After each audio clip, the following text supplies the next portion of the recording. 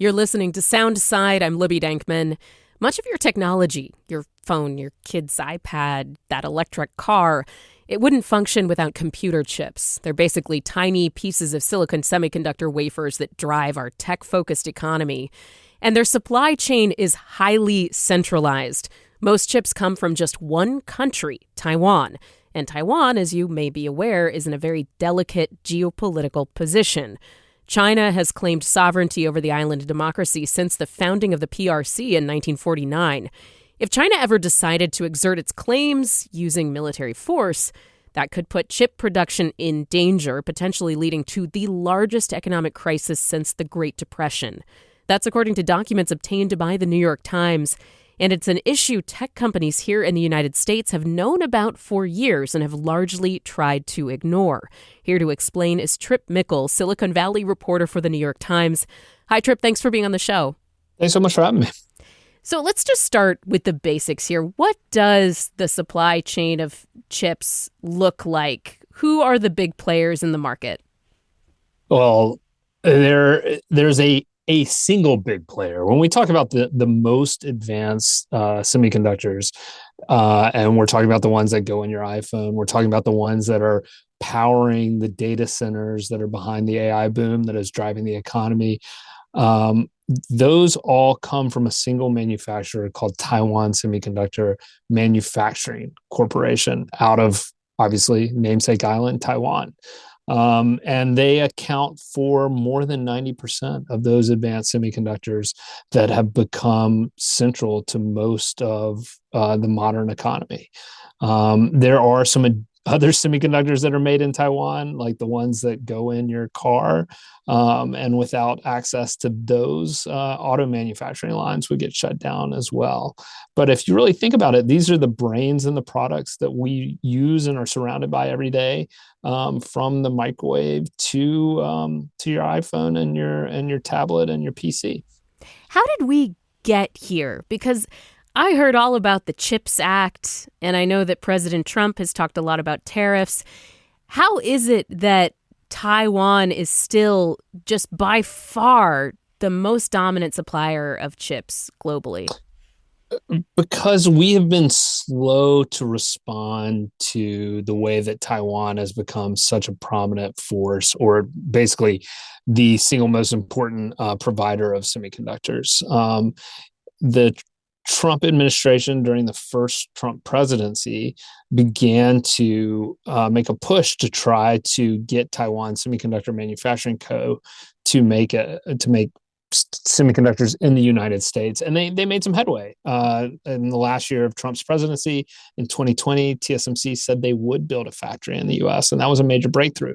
But you have to remember that at the same time they're building one factory in the US, they're building many more factories still in Taiwan. And so for us to change that balance and to change, in the industry, what they call the percentage of capacity that's being manufactured in the US versus the percentage of semiconductor manufacturing capacity in Taiwan, we have to spend a whole lot more and make a much more concerted effort.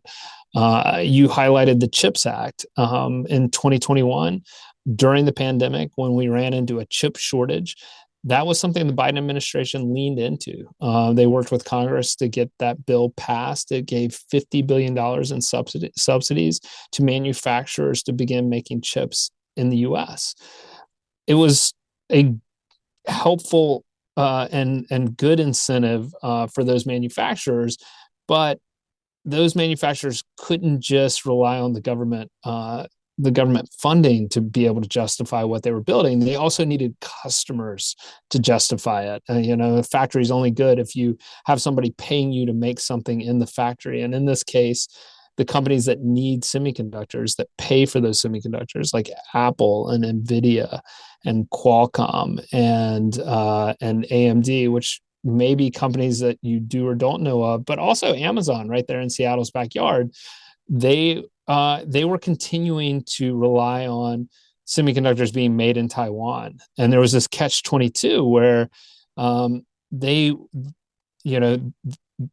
manufacturers were being given incentives to build the manufacturing, but without the companies paying for the chips coming out of those manufacturing plants, they didn't have a lot of incentive to build more than what the government was subsidizing. And so there was a something of a paralysis that set in with the industry, where there was headway made, but not the kind of major headway that needed to be made given the stakes at this moment.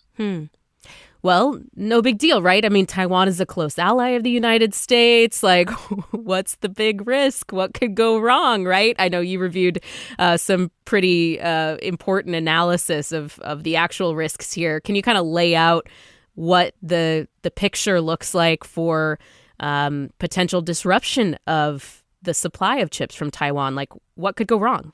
The U.S. view of Taiwan changed pretty dramatically in the public sphere in March of 2021, when Admiral Davidson, who was the commander of the Indo-Pacific Fleet, which oversees kind of all of our military operations in the Pacific, did appear before Congress and was asked pointedly, "Hey, when do you think China's going to make a move on Taiwan?" And he said, "Start your clocks, gentlemen. We should be ready for that to happen within the next, by about 6 years from now. So 2027. All of a sudden, this became a ticking clock that Washington began to organize itself around and say, well, we have to address this semiconductor problem by then, because if we don't, we won't have the semiconductors we need to run the economy, much less make sure that our planes and our missiles and everything else that relies on semiconductors, that those can operate if there is a conflict over this island that's a stone's throw from China that President Xi Jinping wants to reunify with the mainland. And so in light of that, the Biden administration held a classified briefing in 2021 and invited in the chip companies and said, hey, we want to talk to you about this risk, this geopolitical risk. And we think you should take it seriously, because if you don't, your industry may go from black to red overnight if there's a conflict over China. And by that, I mean, you all would, we'd be looking at companies like Apple that are worth, $4 trillion plus, and they'd be worth maybe $1 trillion, if something happened to Taiwan and they weren't able to get their chips. I mean, they wouldn't be able to make iPhones. They wouldn't be able to make the products that make their business go. And many of these executives who came in for the briefing shrugged this off and said, well, why would China do this? It would clearly be against its own interests as well and hurt its economy. They didn't take it seriously. They weren't willing to take it very seriously, right? And that's kind of been the rub for a long time, is that, everybody has said this is too big of a problem to fix. And if something goes wrong, we're all in the same mess together. And so nobody's really kind of grabbed the bull by the horns and said, I'm going to fix this, or I'm going to, take care of my own risk, so that if the tide flows out, I'm not left there without any swim trunks on, I'm just going to pick up your water metaphor there and ask, is this an issue where these CEOs are not aware that one of the number one foreign policy goals of China has always been reunification with Taiwan? I mean, they're being told this by, the people in the administration and military and foreign policy experts. Do they just think that we are at a situation where, a rising tide lifts all boats, and so clearly, like, any disruption to trade wouldn't be in China's interests, and so why would they do such a thing? Like, do they not kind of see the long-term implications of, Taiwan being such a big goal for China? Like, why do you think they didn't take it seriously? There are two factors that go into this, right? One, it's a major hyper-competitive industry, right? They're competing against each other. They're trying to satisfy their investors who expect bigger profits. Spending money to buy American-made chips would cost them more money and potentially force them to take their eye off the competitive ball, so to speak. The other thing is, these are extremely rational, economically minded thinkers. And many of them have been doing business in China for a long time and found China to be extremely economically minded. It's one of the greatest global economic success stories of all time, what China has done over the past few decades in terms of its transformation from a relatively poor country to one that has tremendous wealth and skyscrapers and infrastructure and everything else. And they know that firsthand. And so they have their own doubts about the military assessment here. There was a critical moment in 2022 after the Russia invasion of Ukraine, where Jake Sullivan, who was the National Security Council lead for the Biden White House, organized a call with chip companies because he organized it in order to tell them what they couldn't sell to Russia, basically. But during that call, he also took time to say to these chip company executives, look, if you had any doubts about autocrats taking on water for their own whims and adventures, like hopefully this puts that to rest, because it was clear that what Putin did in going into Ukraine was potentially economically was a major potential economic setback for Russia, right? And so Sullivan was able to put this idea before them, and he asked them, would you do us a favor and please analyze the risk that you all would face should Taiwan be knocked offline? And so an organization called the Semiconductor Industry Association, which represents those companies in Washington, hired McKinsey to do an analysis of the economic fallout. And they found that if Taiwan were knocked offline, whether that be by a blockade by China, by an invasion by China, or even by an earthquake, the economic fallout would be absolutely catastrophic for the global economy. We're talking about $10 trillion GDP loss globally. We're talking about U.S. Gross national product declining by 11%, which would be twice as much as the Great Recession.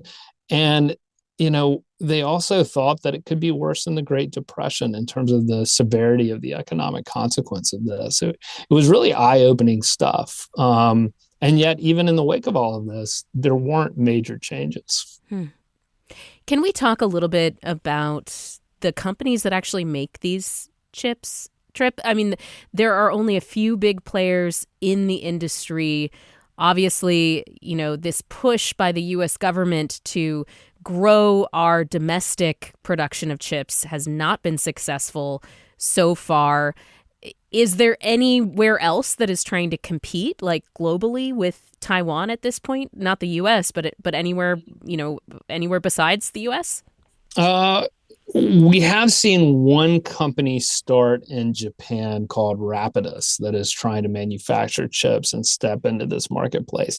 They don't have the same ambitions as TSMC in order to make, by that I mean they don't aspire to make the millions and millions of chips that TSMC makes for companies around the world. But they do want to be able to fill in gaps in that marketplace and begin manufacturing chips. But when you look beyond that, it really is, the U.S. and it's some of the efforts that came out of the CHIPS program. And it's the fact that Samsung built 2 manufacturing plants in Taylor, Texas. Intel has started operations at a new plant for itself in Arizona. But other things that were promised as part of that, like a new complex in Ohio for Intel, those have been pushed out beyond 2030 because of Intel's economic woes and financial troubles. What's NVIDIA's role in all of this? I mean, they're obviously an incredibly valuable company, $120 billion in profit announced last year. At this point, where do they stand when it comes to the supply chain issue? And they've become the number one customer for TSMC. And so, they have they can be a major force in addressing and solving this issue. And in fact, we talked briefly about how the Trump administration has tried to bring a stick to where the Biden administration brought a carrot. And one of the things that President Trump did was he met with Jensen Huang in January of last year and said, "Hey, I'm really concerned about this." He told him that when he talks to Xi Jinping, Xi Jinping breathes heavily when he talks about Taiwan, and that makes the president uncomfortable.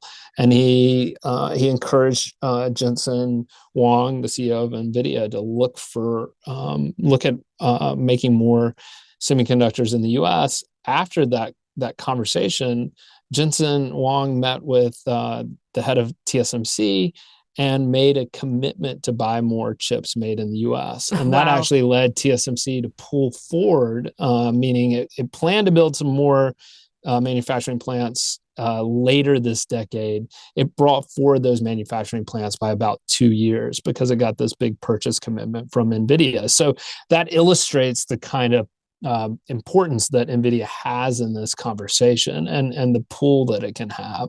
And Jensen Huang's been amenable to making some changes, although that is not what they're focused on. I mean, their focus is really on how hyper competitive the AI marketplace is right now. And this is ultimately what's behind this lack of adjustment, right? This kind of what is perceived to be a desire to cover your eyes, cover your ears when, the tech executives are hearing about these risks of China invading Taiwan. That is that they are in this super extremely competitive competition with one another, and any disruption to their supply of chips means potentially fewer profits, potentially falling behind in these very specific, races for supremacy, right? I mean, that's what seems to be like underlying most of this. Am I getting that wrong? Yeah, no, absolutely.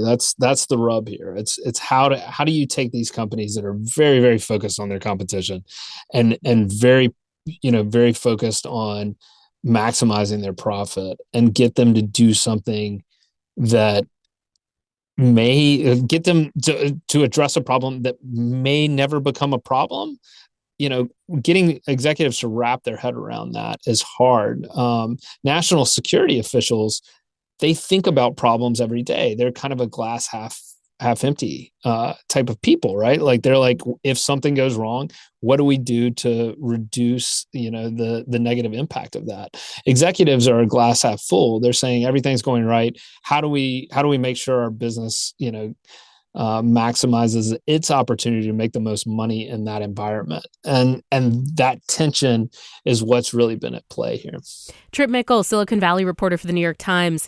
What will you be following as this is all unfolding?